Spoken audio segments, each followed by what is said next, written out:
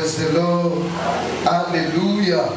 De comment le groupe ensemble, les cas sima pe sa témoignage de ma bobenga yo pour être au tatu le bolam ensemble. Donc au terme de la troisième prière pour la bobenga de la commission ensemble, Père au nom de Jésus, nous décrétons la libre circulation de tous les fidèles à l'intérieur et à l'extérieur de l'église demain dimanche. Adore the King of Kings, le roi des rois, the Lord of Lords, le Seigneur des seigneurs, the Alpha Omega, l'alpha et l'oméga, the Lion and the Lamb, yende mukasa nyonso, the King that sits upon the earth, nkembo mokonzi avandi na nkembo our lokolo Father, mabele. our Maker, Papa na biso mokeli na biso, the God that was not enthroned, that cannot be enthroned, nzambe bavandisa na ngwende te mpe bakoki kolongola na ngwende te, the everlasting Father, le Père éternel, the Yahweh, Yahweh na biso, worship Him, magnify Him, adore ye magnifie na ntongo for the lelo. privilege to be in His presence this morning. Mpona privilège ya kozala na présence na Lord, ntongo we lift lelo. your name high. Kolo totomboli kombolo lelo. It's you that we exalt in this place. Eza yo nde tozotombola na esika We oyo. lift you high in this place. Totomboli yo likolo na place We oyo. magnify you in this place. Tomagnifie kombo na yo na You are esika. the beginning and the end. Tu es le commencement la fin. You are the Alpha and Oza Omega. alpha pe oza omega. Somebody worship Him. Est-ce que mutu moko azo adore Lift up the all. tombola kombo na likolo. Magnify Him. Magnifie ye. Glorify Him. Glorifie ye lisusu. Father, we thank you. Papa totondi yo. Father, we worship. Papa to adore yo. Father, we love you. Papa to Father, adore we yo. bless your name. Topamboli kombo na Take yo. all the glory, Lord. Soma sanzo ni yo. Blessed be your holy name. Kombo na yo santo pambola ma. We give you all the glory. Topesi yo nkembo We nyonso. give you all the honor. Topesi yo nea nyonso. In the name of Jesus, Na kombo na Yesu. I've given thanks. Nous avons ainsi rendu grâce.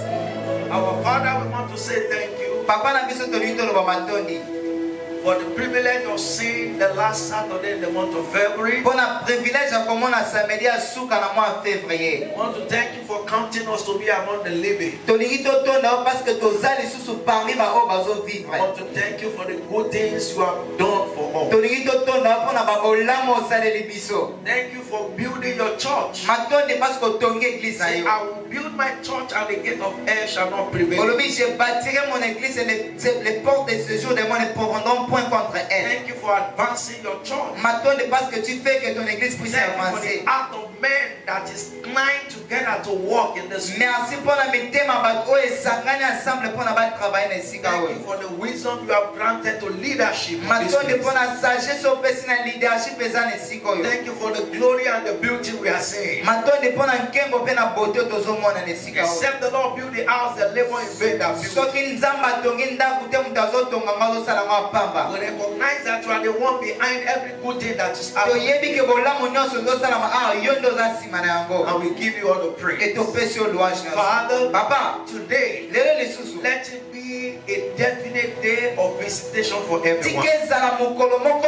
defini mpona visitation ya moto nyonso awa. It was written concerning Sarah, ekomamaki concernant Sarah. and the Lord visited Sarah, Nzambe avisitaka Sarah. and the Lord did unto Sarah as he has promised. ebongo nzambe asalelaki Sarah kaka ndenge alakaki ye. Father, Papa, for everyone standing in this place mpona today, moto nyonso atelemi na esika oyo, let this day be a day of their visitation. tika mokolo ya lelo ezala mokolo na yo ya visitation. And if your amen is louder, you will have double soki visitation. amen na yo eza makasi okozwango doublement. As your word will be coming forth today, wana liloba na yo ezoya lelo, let there be creative miracles. tika miracle moko créative Let there esala. be healing and deliverance. tika guérison mpe délivrance Let esala. everyone's destiny open up. tika destin ya moto nyonso efungwama. Say a living amen. loba amen na kondima. Please remain seated in Si His vous voulez presence. okofanda na And présence if na you ye. want, you can clap your hands. soki olingi okokobetela nkolo maboko makasi. Bienvenue en 2021, votre année de retournement surnaturel des situations. Je reçois et crois à ces verdicts prophétiques. I want to welcome every one of us to the covenant, our prayer. Na nina souhaité biso nyonso boye malamu na ère d'alliance ya ntongo ya lelo. I think this one is a special one. nayebi ke ntongo ya lelo eza ntongo moko spécial mpona yo. Amen. And I want to appreciate our pastor nalingi na apprécier pasteur na biso mingi and the wife na mwasi na ye for giving us the privilege to come to this place. mpona kopesa biso lisusu privilège ya koya na esika oyo. We appreciate what God is doing in their lives. toapprécie nyonso nzambe azosala na vie na bango. And we want to appreciate all the workers Et tolingi toapprécie mpe baouvrier nyonso for steadfastness in kingdom service kotikali ferme na moservice ya royaume and for what God is doing in this. epe mpona oyo nzambe azosala na place oyo. We want to commend God's servants tolingi tokomande sur mosala nzambe for the beauty that has taken place in this place. mpona beauté oyo akomisi na place oyo nakanisa kozobetela nkolo maboko.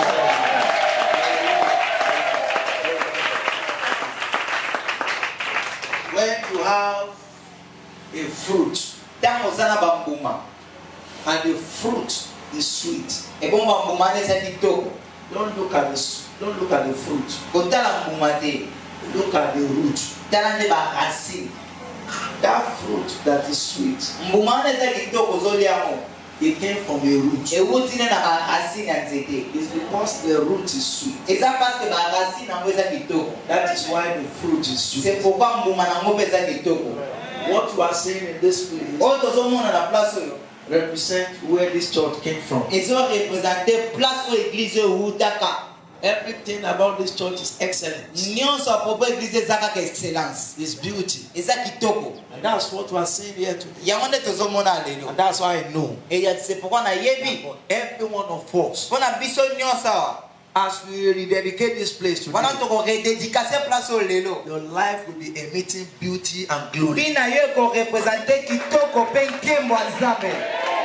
Your marriage shall be beautiful. mariage oyo ekozala kitoko, Your health shall be beautiful. sante oyo ekozala kitoko, Your children shall be wonderful. bana na bakozala merveille, Your career shall be wonderful. carrière ekozala merveille.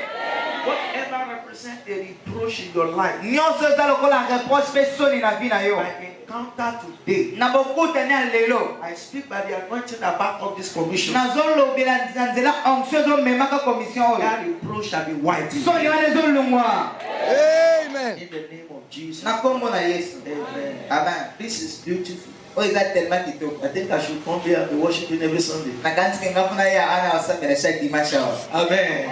Wonderful. eza tellement merveilleux. God alone be all the à glory. Dieu seul soit toute la gloire. And for every of your investment et mpona investissement na bino nyonso in prayer, na prière in financial seed, na basemence to financière make this place look wonderful. mpona kosala place oyo ezala kitoko boye. God of this commission will nzambe ya make. commission oyo akofuta bino. Amen.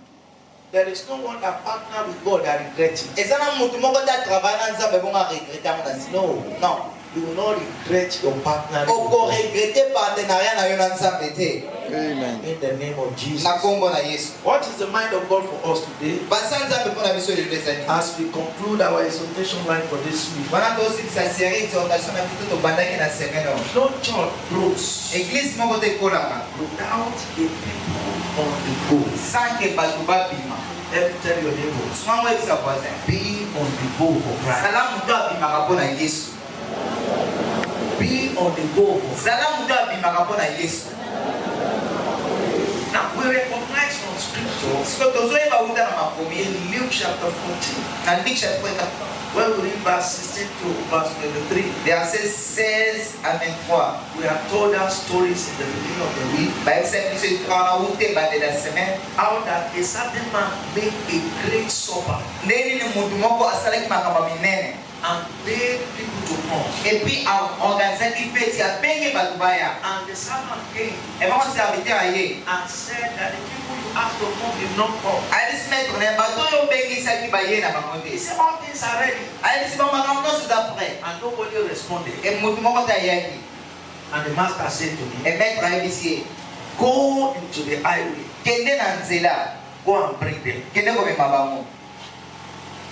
And he said, epuis alobi all the people give excuses. abi bato nyonso bapesi excuse. And when you look at verse 21 soki otali le verset 21 of that Luke chapter 14, na Luc 14 wana kaka the servant said, serviteur ayebisi ye and show his Lord these things. alakisi maître na ye makambo wana. Then the master of the house, being angry, angry Et bon maître ya ndako ayoka kikanda. and said to his servant, Ayebisi musali na ye. go out quickly to the street. Abikende na lombango na baveni. God will not be angry with us. Nzamba koyokela biso kanda te.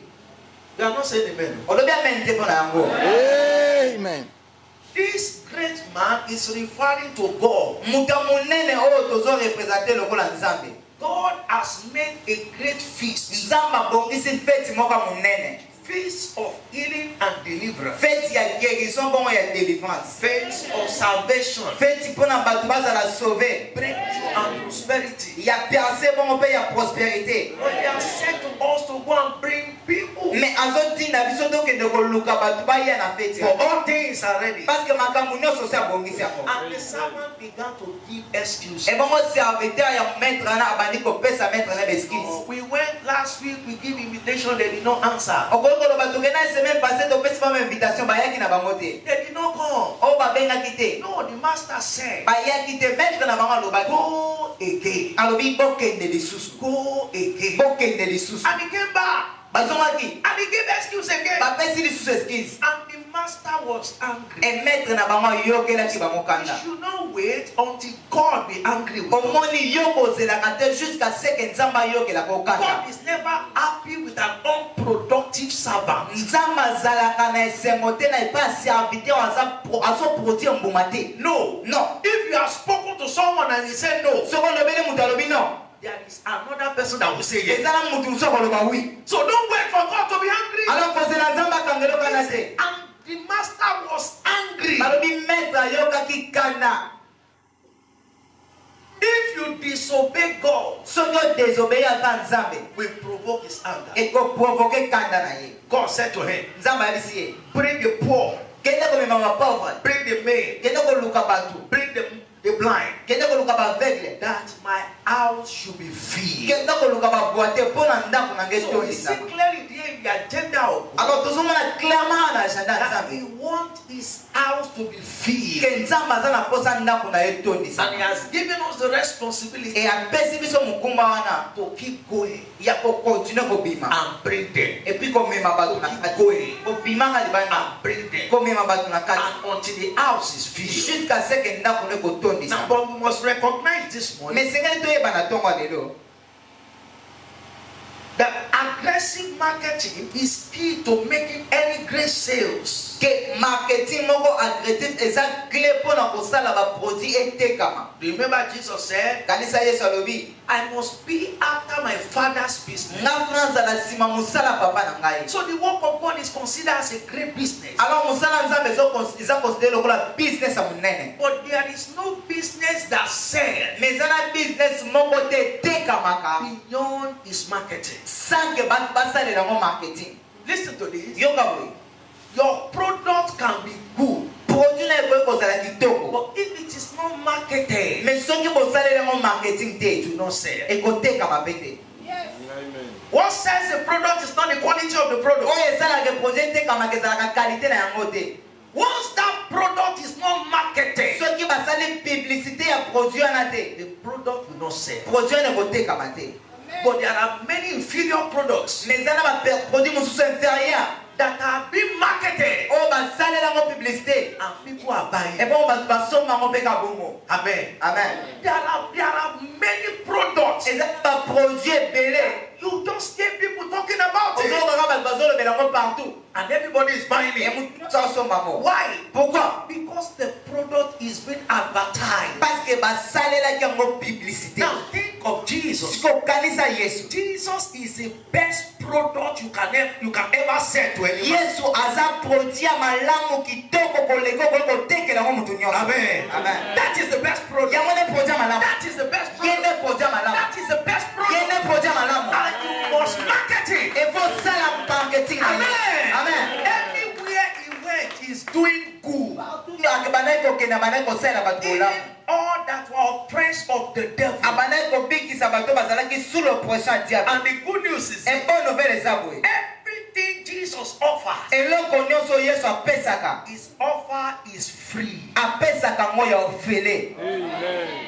We just had a testimony today. touti koyoka témoignage lelo. A brother with hole in the eye, Frère wana na pasi na mutema. a Muslim, Musulman. came to the church. Aye na église The na touti doctor mutema. said it was over for him. Ba le docteur balobaki esili mpo na yo. Somebody marketed Jesus to Mutu him, moko asaleli publicité ya Yesu. and he came. Ebongo He aye. settled down with the word of God. Avandisami na liloba Nzambe. And in less than 3 months, Ebongo moins de 3 mois. they looked for the condition of the heart. Baluki condition mutema na ye mpo na batala. And the doctor said, Ba docteur balobi. the hole in the heart has disappeared. Lidusu ezalaki na mutema na ye limasi. Free. Ya mopama. Doctor could not handle. Mopama docteur mota kuwa kosala You should kwa. clap better for Jesus. Akozobetela kwa maboko. You should clap better for Jesus. Akozobetela kwa maboko malamu koleka. Just because somebody advertised Jesus for Parce him, que mutu moko abetelaki ye lisolo ya Yesu. you don't know how many people are dying in the world Oyebi te combien de personnes bazokufa na mokili. that are waiting for the good news of Jesus. Oyo bazozela sango malamu ya Yesu. And when Jesus healed you, Etango Yesu abikisi yo. it's forever. Etikalaka mpo na libela. Since you have been coming here, Uto bana koya. has pastor ever asked you, Est-ce que pasteur asenga yo déjà? bring money for healing? Boyelanga mbongo mpo na guérison. No, Non. it's free. Ezalaka ofele. Freely we have received it. Tozwi yango ya ofele. Freely we give. Tokopesa yango mpe ya ofele. That is why anytime you come here, C'est pourquoi chaque fois koyawa, Jesus is available. here. Yesu azalaka toujours disponible. They stole the bike of that family Bazwaki histoire ya famille wana. and they came to pastor. Bayibi moto bayepa pasteur. One word. Liloba moko kaka. Divine intervention. Intervention divine. And the bike was recovered. Ebongo moto bazongiselaki bango yango. Free. Ya ofele. Let me tell your neighbor, Sungongo bisa voisin. everything is free. Eloko nyonso epa Yesu eza ofele. Everything is free. Eloko nyonso eza ofele. Everything is free. Eloko nyonso eza ofele. Everything is Nyonso free. eza ofele. Hallelujah. Amen.